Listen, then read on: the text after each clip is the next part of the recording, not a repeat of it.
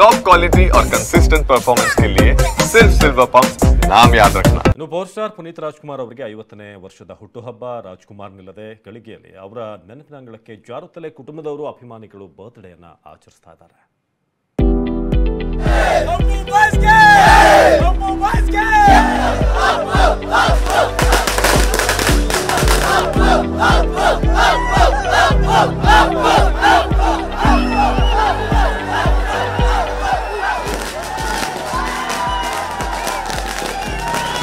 ಅಭಿಮಾನಿಗಳ ಸಾಗರ, ಮಧ್ಯರಾತ್ರಿಯೇ ಸಡಗರ, ಪಟಾಕಿ ಸಿಡಿಸಿ ಕೇಕ್ ಕಟ್ ಮಾಡಿ ಸಂಭ್ರಮಾಚರಣೆ.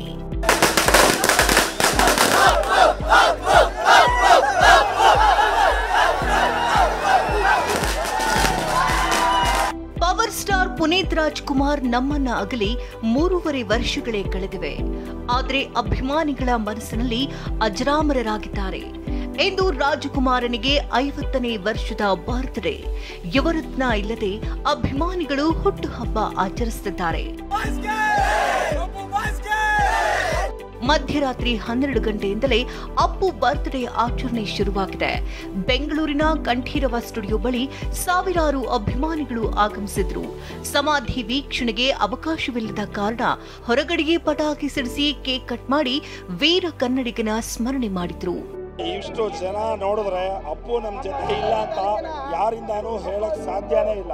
ನಮ್ಮ ಜೊತೆ ಅಪ್ಪು ಇವತ್ತು ಇಲ್ಲ ಅನ್ನೋದನ್ನ ನಾವು ಕನಸಲ್ಲೂ ನೆನೆಸ್ಕೊಂಡಿಲ್ಲ.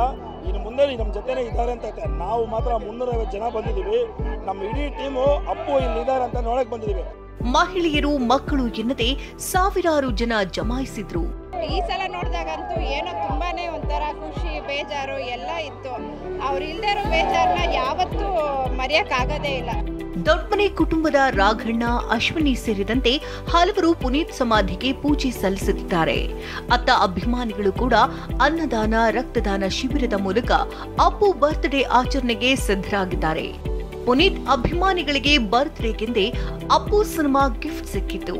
ಅಭಿಮಾನಿಗಳು 2 ಕೈಗಳಿಂದ ಬಾಚಿ ತಪ್ಪಿಕೊಂಡಿದ್ದಾರೆ. ನಿನ್ನೆ ಮೋಹಕ್ ತಾರೆ ರಮ್ಯಾ ಕೂಡ ಅಪ್ಪು ಸಿನಿಮಾ ವೀಕ್ಷಿಸಿದ್ರು. 23 ವರ್ಷ ಹಿಂದೆ ಅಪ್ಪು ಸಿನಿಮಾ ರಿಲೀಸ್ ಆದಾಗ ನಾನು ಥಿಯೇಟರ್ಗೆ ಬಂದಿದ್ದೆ ಸಿನಿಮಾ ನೋಡೋಕ್ಕೆ. ಈಗ 23 ವರ್ಷ ಆದಮೇಲೆ ನಾನು ಮತ್ತೆ ಅಪ್ಪು ಸಿನಿಮಾ ನೋಡೋಕ್ಕೆ ನಾನು ಸಿನಿಮಾ ಥಿಯೇಟರ್ಗೆ ಬಂದಿದ್ದೀನಿ. So it's very nostalgic feeling. And ಒಳ್ಳೇದೇನೆಂದರೆ ಸಿನಿಮಾ ಮೂಲಕ ಆಕ್ಟರ್ಸ್ ಆರ್ ಆಲ್ವೇಸ್ ಇಮ್ಮಾರ್ಟಲೈಸ್ಡ್. ಇವತ್ತು ರಾಜ್ಯದ ಮೂಲೆ ಮೂಲೆಯಲ್ಲೂ ನಗುವಿನ ಒಡೆಯನ ಜಪ ನಡೆಯಲಿದೆ. ಕಂಠೀರವ ಸ್ಟುಡಿಯೋದಿಂದ ಪ್ರದೀಪ್ ಜೊತೆ ಮಾಲ್ತೇಶ್ ಜಗ್ಗೀನ್, ಎಂಟರ್ಟೈನ್ಮೆಂಟ್ ಬ್ಯೂರೋ, TV9.